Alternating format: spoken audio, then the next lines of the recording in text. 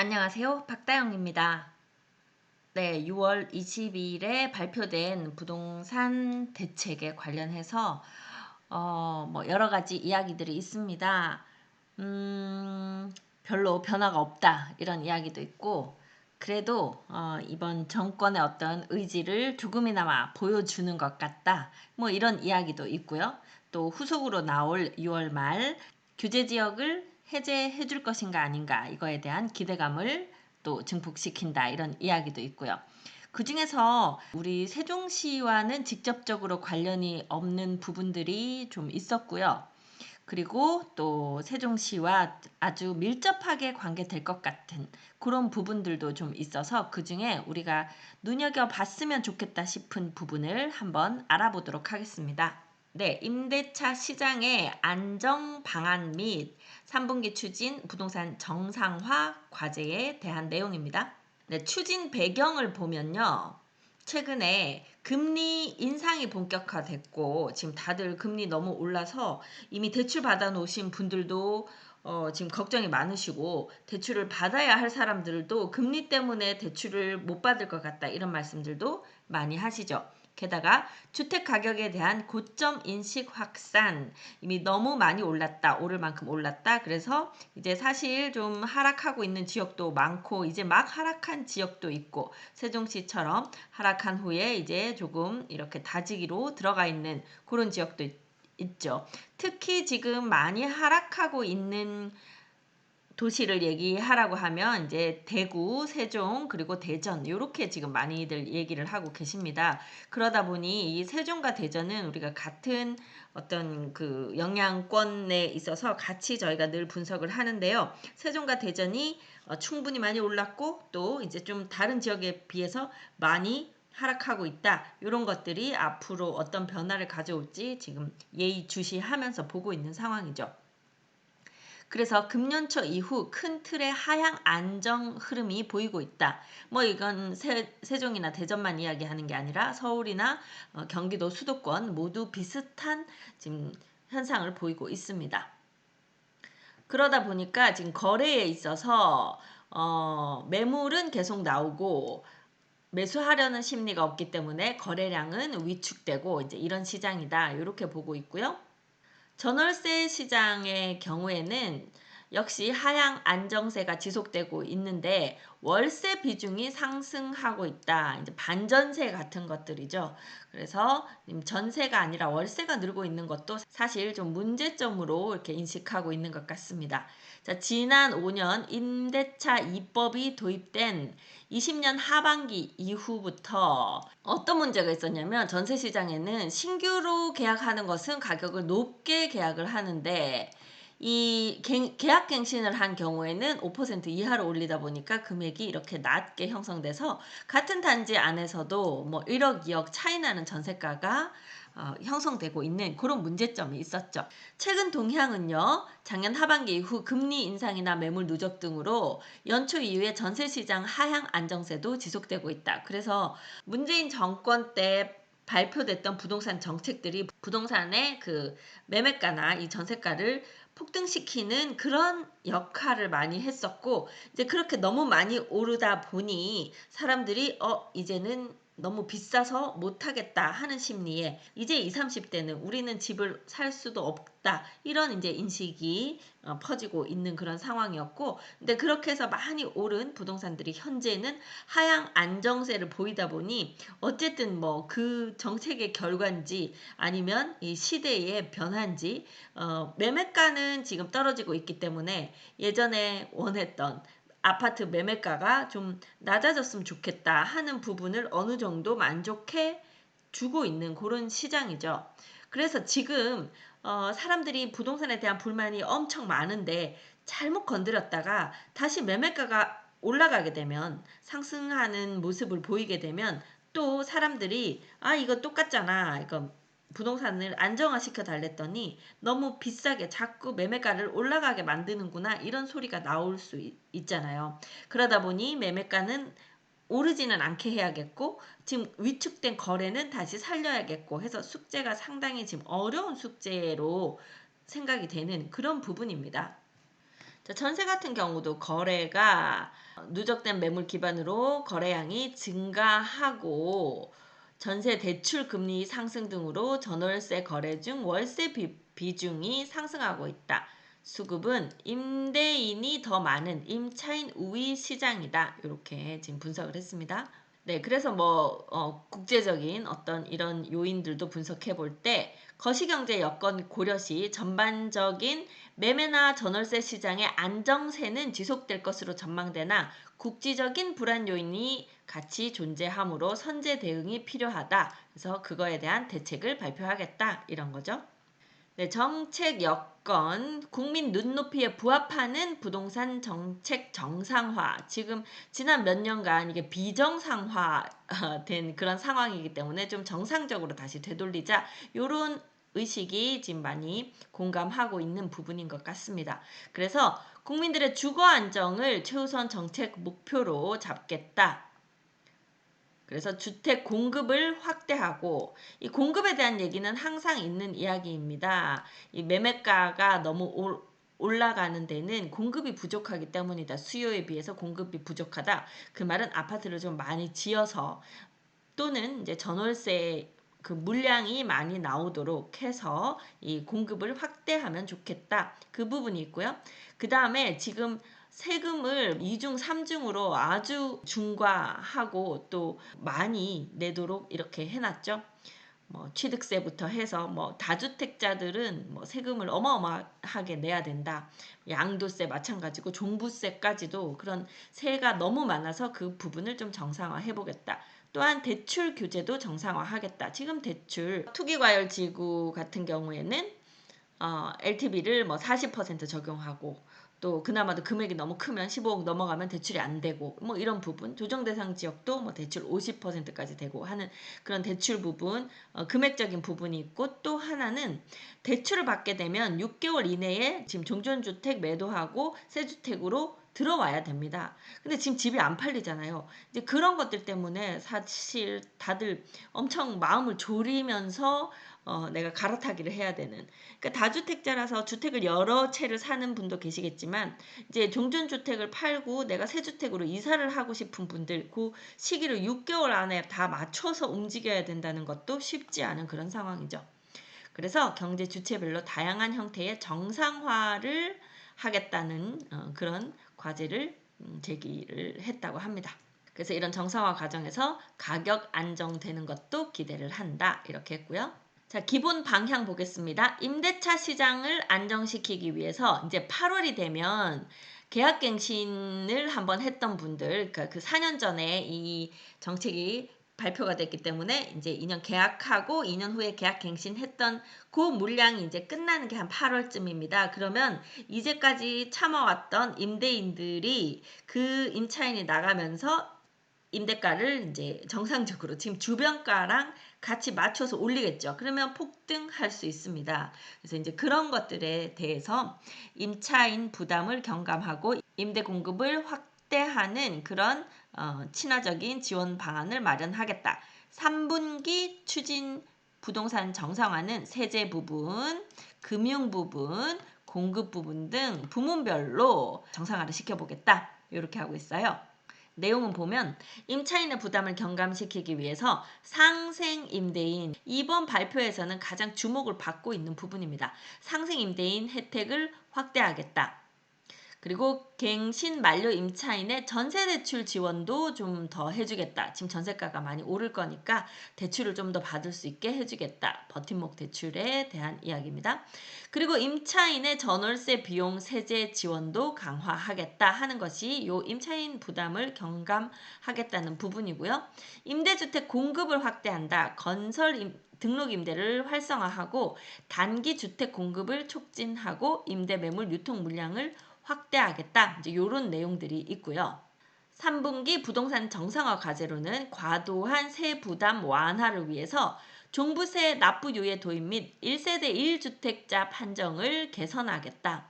그 다음에 생애 최초 취득세를 200만 원까지는 감면해주는 요거 해주겠다. 공시가격 제도를 개편하겠다. 양도세 중과 배제 등 거래세 부담도 완화하겠다. 이런 부분이 있고요. 금융에 있어서는 실수요자는 지원을 강화하겠다. 그래서 50년 초장기 모기지를 출시하겠다. 우대형 주택연금을 활성화하겠다. 생애 최초인 경우 LTV를 80%까지 완화하고 대출 한도를 확대하겠다. DSR을 장래 소득을 반영해서 좀 개선하겠다. 이 부분이 있고요. 공급 확대 및 규제 완화 정책으로는 250만 호 주택 공급, 요건 계속 있어 온 그 개수의 주택 공급이네요. 청년 주거 지원 방안 마련하고 분양가 상한제 및 고분양가 관리 제도도 개선하겠다. 규제 지역을 재검토하겠다. 요거 지금 아직까지 발표 안 됐는데요. 이 규제 지역에 대한 기대감 상당히 높아 있는 상황입니다. 자, 그래서 다른 것들은 자세히는 보지 않고 지금 본 정도로 하고 요 상생 임대인 지원 부분 요것만 좀 자세히 들여다보겠습니다. 이게 세종시에도 많이 해당이 되기 때문에 여러분들이 좀 잘 알아놓으시면 좋을 것 같은데요. 상생 임대인 지금 현재 그 임대로 주택을 주면 2년 양도세 비과세 받기 위해서 2년 거주해야 되는 것 중에 1년을 인정해주는 제도가 있는데 이게 1년 들어가서 사는 건 결국 불편하게 되는 건 마찬가지예요. 그래서 내가 들어가서 거주를 해야 되는 요건을 채워야 되니까 현대 임차인한테 내가 지금 이 거주 요건을 채운 다음 이 집을 팔아야 되니까 나가라 이렇게 하게 되잖아요. 그래서 아예 요 1년마저도 그냥 안 살아도 된다 하는 지금 그 부분이에요. 네, 자세히 보면 상생 임대인이란 직전 계약 대비 임대료를 5% 이내로 인상, 신규로 하든 갱신으로 하든 이렇게 계약을 체결한 임대인을 상생 임대인이라고 부릅니다. 상생 임대인에게 이전에는 임대 개시 시점에 임대를 주는 시점에 1주택자여야 되고 9억 원 이하여야 되고 하는 이런 조건들이 있었는데요. 이 조건을 폐지하고 임대 개시 시점에 다주택자도 상관없고 나중에 1주택자 전환 계획이 있으면 된다. 그래서 다주택자에게도 해당이 된다. 이 부분이고요. 혜택은 조정 대상 1세대 1주택 양도세 비과세 2년 거주 요건 중에서 현행은 1년만 인정해줬는데 이제는 2년 모두 거주를 안 해도 거주한 것으로 인정을 해주겠다. 그러면 최종 1주택으로 매도를 할 때 양도세 비과세 혜택을 받을 수 있는 거죠. 또한 장특공제가 현행에는 없었는데요. 이번에 바뀌는 내용은 1세대 1주택 장기 보유 특별 공제 적용을 위해서도 2년 거주 요건이 필요하거든요. 근데 그것도 인정해주겠다. 만약에 이번에 5% 이하로 올려서 계속 임대를 준 사람들한테는 요 2년 거주 요건 양도세 비과세나 장특 공제에서 모두 면제를 해주겠다. 그러니까 안 살아도 사는 것처럼 똑같은 인정을 해주겠다. 지금 이 이야기죠. 그래서 지금 이 적용 기한이 24년 12월 31일까지입니다. 자, 조치사항은요. 소득세법 시행령 개정이 22년 7월인데 21년 12월 20일 상생 임대인 제도 최초 시행일 이후 임대하는 분부터 적용을 한다. 그러니까 그 이전에 22년 2월에 임대를 줬더라도 그게 5%가 안 넘어갔으면 이 2년 거주를 하게 해주겠다. 지금 요 내용 같아요. 그러면 지금 현재 만약에 이 2년 거주 요건 때문에 내가 직접 지금 살아야 된다. 살고 계신 분이나 아니면은 지금 매수를 하시는 분 같은 경우에도 바로 지금 임대를 주고 2년 후에 그러면 지금 임대를 주면 22년 지금 6월 바로는 안 들어올까 7월이라고 보면 24년 7월에 한번 갱신이 되거나 새로운 임차인을 받겠죠? 그게 요 기간 안에 들어가잖아요. 그러면 지금 이 혜택을 보실 수 있을 것 같습니다. 그래서 혹시 지금 내가 살고 있는 주택을 팔 계획이 있으신 분 같은 경우에 이 주택을 새로 주택을 전세를 이제 끼고 사거나 아니면 새로 주택을 사서 전세를 놓고 그 이후에 내가 지금 살고 있는 주택 팔고 아니면 무주택자이면은 그냥 1주택이니까 상관없어요. 그러니까 최종적으로 이 전세 준 주택이 1주택이 되도록 만든 다음에 2년 후에 매도를 한다 해도 비과세를 받으실 수 있다는 얘기죠. 네, 이렇게 좀 복잡하죠. 두 개를 한꺼번에 얘기하니까 끝날 때 다시 한번 정리해 볼게요. 네, 그 외에 이제 갱신 만료 임차인들한테 대출 지원 강화하겠다. 월세 및 임차 보증금 원리금 상환액 지원도 확대하겠다. 이런 내용들이 있습니다. 네, 그리고 이번에 또 중요한 것 중에 하나가 이 일시적 2주택 비과세 요건을 완화한다. 지금 일시적 2주택 그 비과세를 받으려면 종전주택이 있고 그 다음에 1년 후에 나머지 두 번째 주택을 샀을 때 1년 안에 이 주택을 팔고 전입하고 뭐 이런 조건들이 있었잖아요.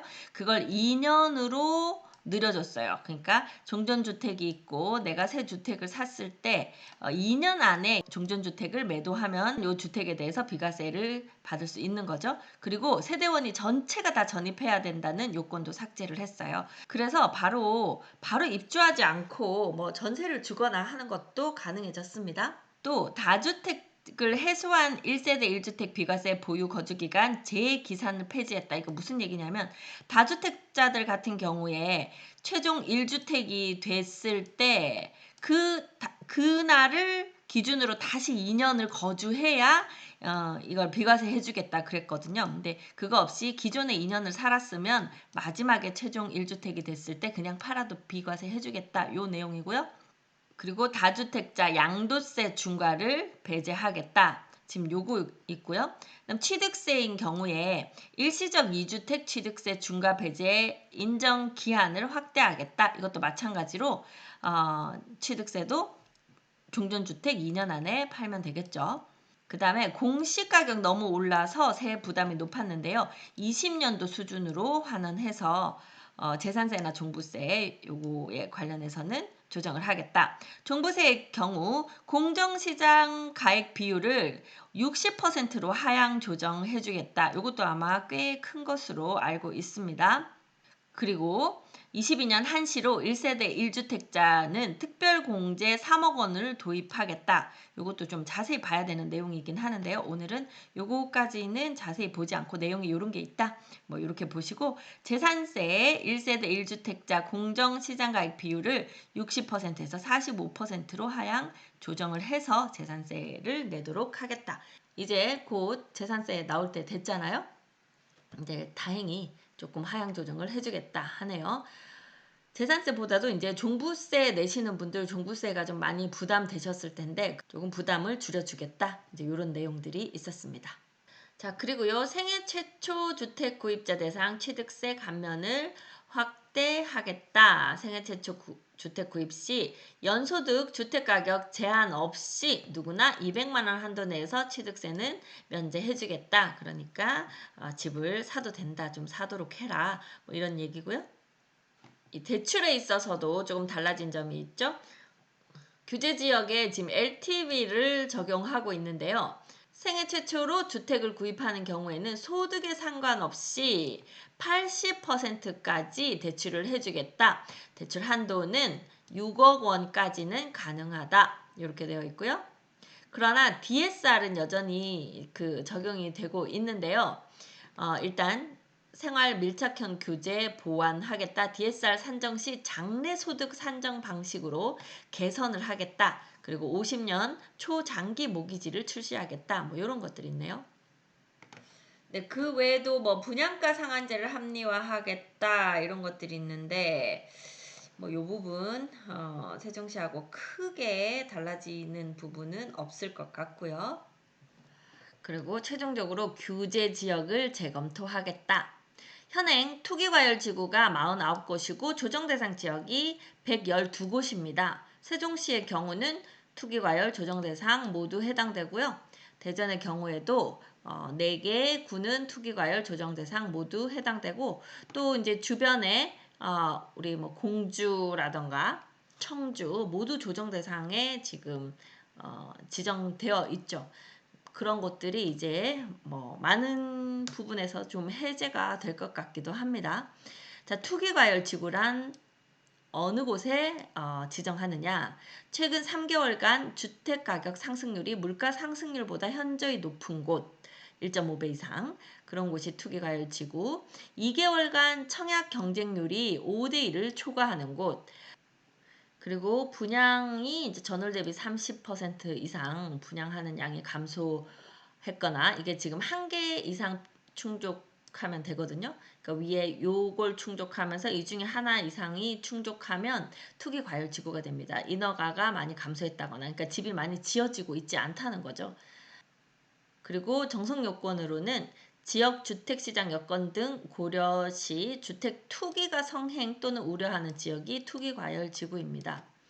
세종시 같은 경우는 일단 이 필수 요건 3개월간 주택가격 상승률이 물가 상승률보다 높지 않잖아요. 지금 3개월이 아니라 1년 가까이 지금 주택가격 이렇게 왜 물가가 올라가고 있는데 주택가격이 떨어지고 있으니까 지금 이 필수 요건을 채우지 못하죠. 그렇다면 투기과열 지구를 해제를 해줘야 되는 게 아니냐. 마찬가지로 조정대상 지역인 경우에도 최근 3개월간 주택가격 상승률이 물가 상승률의 1.3배 이상이면 조정대상 지역을 지정하는데 지금은 다들 물가 상승률보다 주택가격 상승률이 낮아요.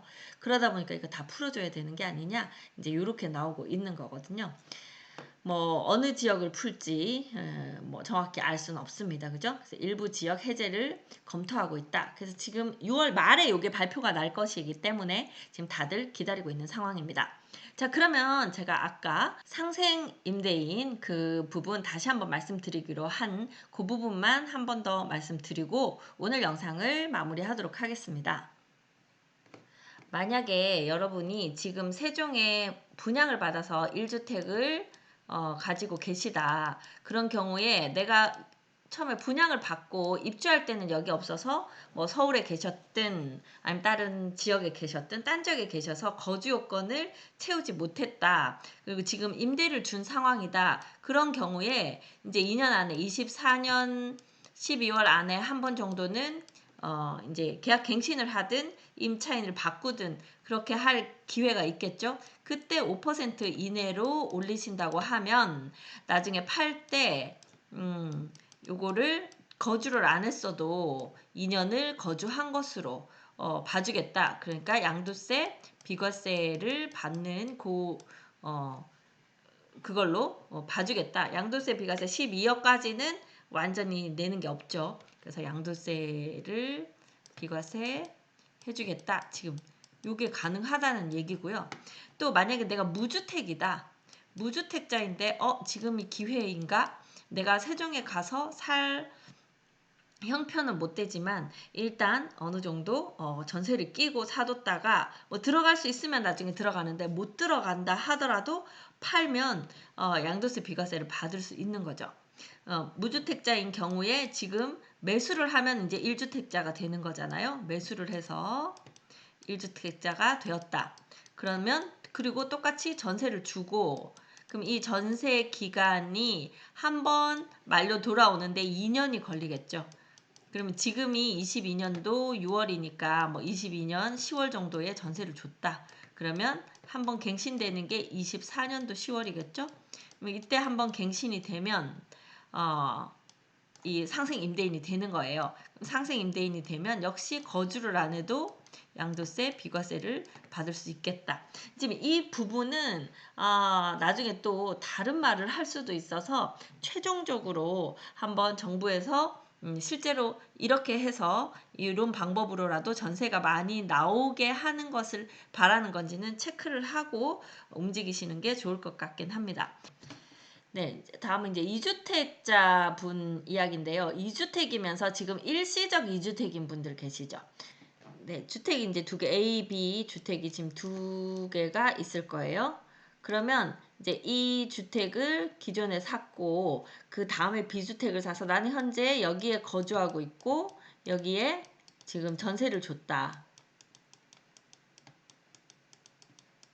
근데 이게 이제 종전주택이고 이게 나중주택이라고 할때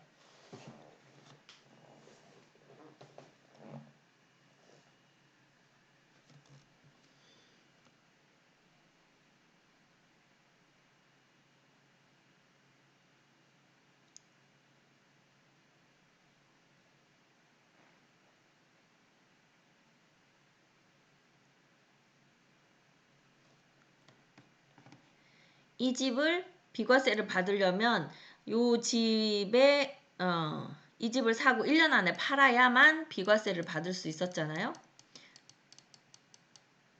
자, 그러면 이제 여러분은 선택을 하실 수가 있는 거예요. 이 둘 중에서 더 똘똘한 쪽을 남기고 나머지를 하나를 먼저 팔 수 있는 이제 선택이 생긴 거죠.